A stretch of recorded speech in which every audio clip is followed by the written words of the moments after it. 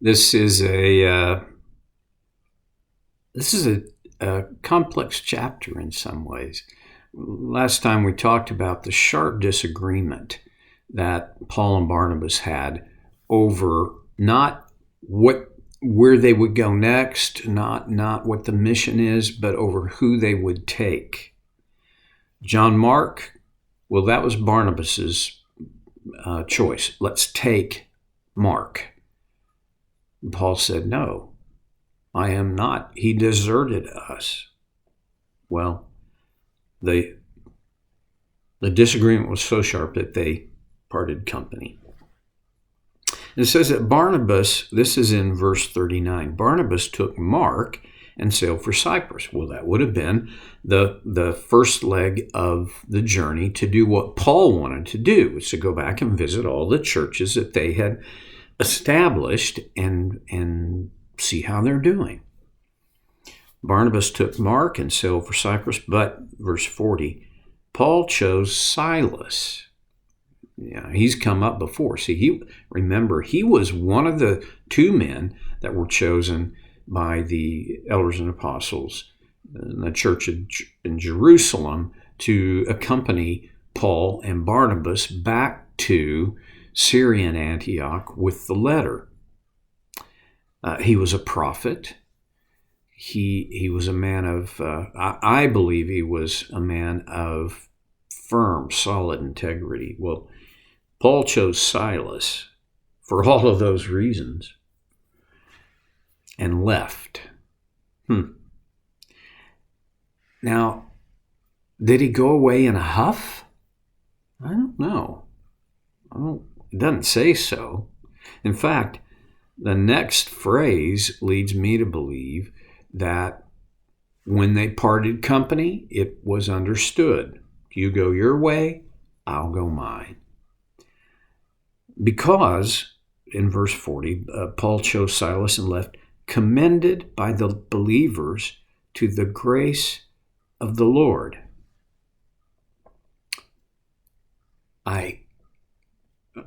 First of all, to be commended by the believers leads me to indicate, or to believe, I think their relationship was still good. But look what they commended Paul and now Silas to.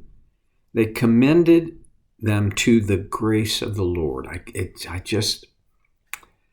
Maybe it's because of my love affair with the concept, the truth of grace, but I just see that God's people commend one another to God's grace. How do you commend somebody to the grace of the Lord? Okay, that's kind of an interesting question. I bet there's not very many sermons. I've never heard a sermon on this idea. Let me suggest that for me to commend anyone to the grace of the Lord means when I commend anyone, I'm first of all, I'm recognizing they're commendable. Okay? So they have a place in my heart, I guess what that means. And what I want most for them is God's grace to do its best work in their lives. Maybe that's what it means to commend someone to the grace of the Lord.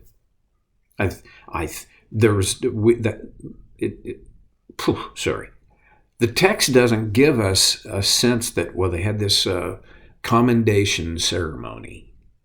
No. But they did commend them. So whether it was a ceremony or whether it was a prayer, we don't know. I kind of had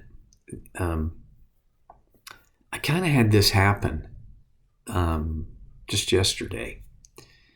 The Lord did an interesting thing. I've been trying to sell my 15-year-old Mazda 3 cars. And I won't tell you the whole story, but I put it on the Facebook Marketplace because I didn't know where else to start. And I've been encouraged by a friend or two that that's a good place to do. So anyway, it was on Facebook Marketplace, and I got lots of inquiries about it. And some of them were just bogus, and others were just, casually curious people. But there were a few who were serious enough. They asked to meet me so that they could look at the car. One of them was a student at Oklahoma State University, just down the road, less than an hour, or up the road.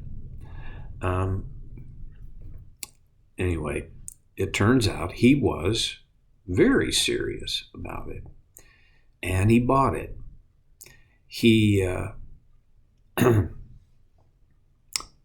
We had quite a series of faux pas trying to get the title notarized so that we could transfer the title over to him. This was yesterday. And when we finally finished, he pulled into our driveway, and I decided I wanted to commend him to the grace of the Lord. So I prayed a simple prayer for God's grace, His protection, His care over Haman. Oh, I left out that Haman is an Iranian student at the university who, by the way, I learned some interesting things about Iranians. One is they are not all Muslim. And as a matter of fact, Haman and his family are not and have never been. They've been Christians. Anyway, it's a very interesting thing. Broadened my mind in so many different ways. And I discovered a brother I didn't know I had. And as I prayed for him yesterday,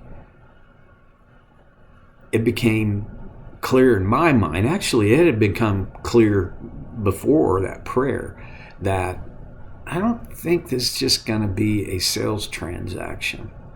I think this could be a relationship, and God may have had more in mind for me than getting a car sold. I think God gave me the opportunity to have influence and be influenced by a young believer, enthusiastic in his beliefs. Anyway, as I prayed, I commended him to the grace of the Lord. I don't do that very often. I think I've told you before, it's a practice that I am going to and I am putting into my normal habitual behaviors. But as brothers and sisters in this family, it ought to be natural and normal for us to commend one another into the grace of Christ, the grace of the Lord. So, okay.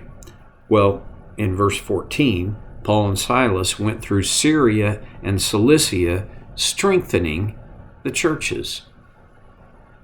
Well, so while Barnabas and John Mark left and went west, to get to Cilicia, they would have had to have gone west. Paul and Silas now go basically north. It's not a big deal, but they went in two separate directions, I guess is what I would say. And when Paul and Silas went through Syria and Cilicia, their objective was simple: to strengthen the churches. They weren't old churches. They were Well, my sense is they would have had to have been less than 10 years in operation. And oh, by the way, there was no written New Testament for them. There was no book of standard practices. There wasn't even a best practices standard.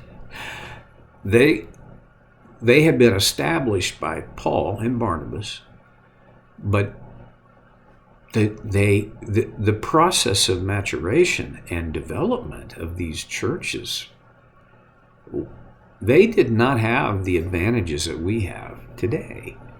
We have centuries, millennia of history of how church is supposed to be and what we're supposed to do. And they basically had none of that. So Paul and Silas strengthened the churches. I believe, this is just me, but I believe they would have done at least two things to strengthen the churches.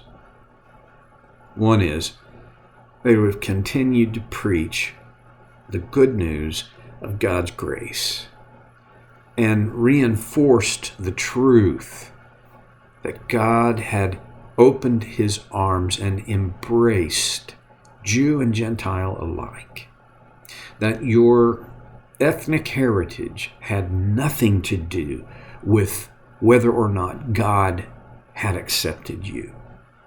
That your status in the world, it made no difference.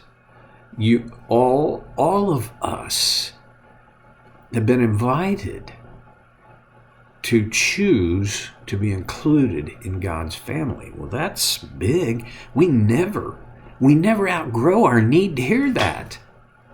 But I do believe a second thing that would have strengthened the churches was for Paul and Silas to teach about the patterns of health and maturity that would have assisted these churches to continue to grow and develop and be able to step more and more into, I use this word kind of loosely, into a destiny, at least into a deeper understanding of the mission that God had in mind for the church and all the churches within the church. I don't know, other than their spiritual and emotional encouragement and I don't know, the even intellectual kind of encouragement. Paul was a formidable intellect, but I think he would have phrased it in words that the people in these churches would understand. Okay. He and Silas strengthened the churches. Then we're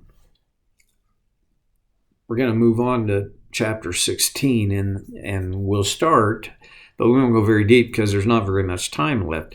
Verse 1 of chapter 16, Paul came to Derbe and then to Lystra. He'd been there before, right? And in Lystra, what had happened in Lystra? Well, he'd been stoned by Jews, drug outside the city, and left for dead. Well, now that I'd love to go back and revisit that if I was Paul, wouldn't you? No, not so much. You know, I walk down the street and the dog bites me. I'm probably going to walk down a different street next time, right? Oh, no, not for Paul. Well, like I said, well, we didn't get far. We'll come back to it next time on Soul Care with Stevie Boy.